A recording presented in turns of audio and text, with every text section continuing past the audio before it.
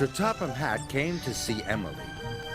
"I am opening some new routes for the summer," he announced. "Emily, you will pull the flour mill special." "Thank you, sir," said Emily. She was pleased. Emily stopped to fill up with water on the way to the flour mill, but James was already there. "Sir Topham Hatt has given me the flour mill special," said Emily. "You're lucky," James huffed. "I have to do the Black Lock run." "Why don't you like going to Black Lock?" asked Emily. "There are boulders all over the tracks," he moaned. "They bash your buffers and scratch your paint. And there's the Black Lock monster." "What's the Black Lock monster?" "Nobody knows," said James. "Black figures move in the water and then they disappear." "Oh." And James puffed away. Emily was pleased she didn't have to go to Black Lock.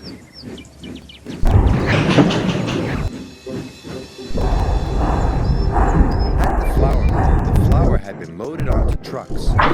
Emily was coupled up.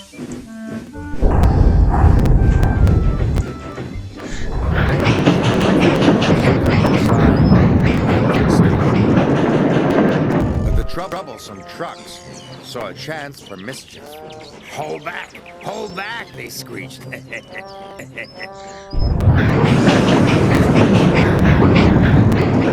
troublesome trucks made her go very slowly.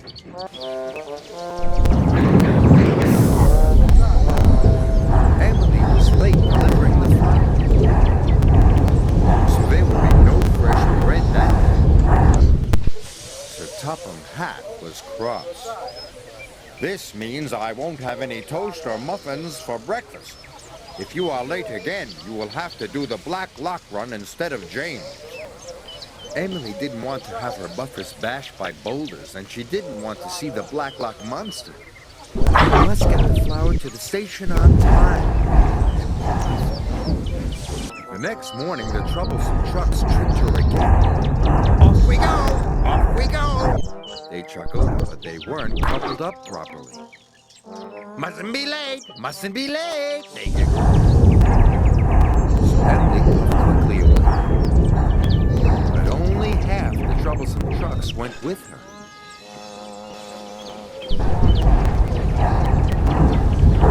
Emily arrived at the station. "But you've only brought half the flour," the station master cried. So Emily had to go back for the rest of the troublesome trucks.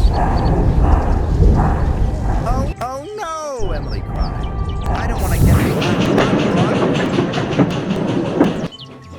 When Emily arrived, more troublesome than ever. "Emily, the late engine, Emily, the late engine," they sang. This made Emily very cross. Very hard. "Oh no!" Splashed into the dump.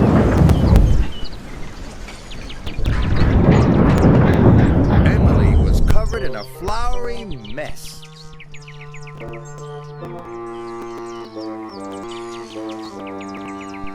That evening, Sir Topham Hatt came to see him. "Emily, you have caused confusion and delay," Sir Topham Hatt said. "Now you are to take over the Black Lock run."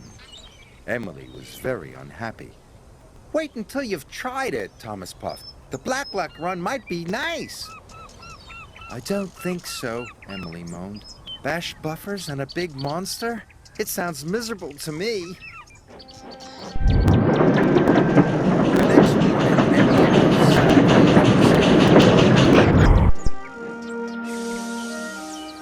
lots of excited children and vacationers climbed on board.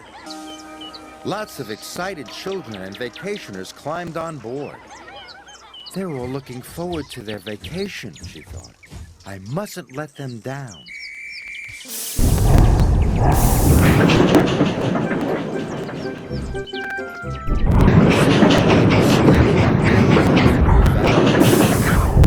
I bet it won't last, she said to herself.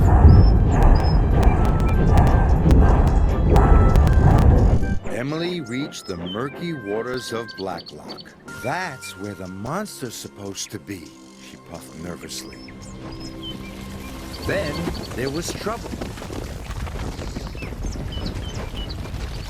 Rocks fell and blocked the line. Oh no! Emily had to wait for help. I knew I wouldn't like this route, she huffed. Suddenly, she saw something dark and mysterious moving in the water. And now the monster's coming, Emily gasped.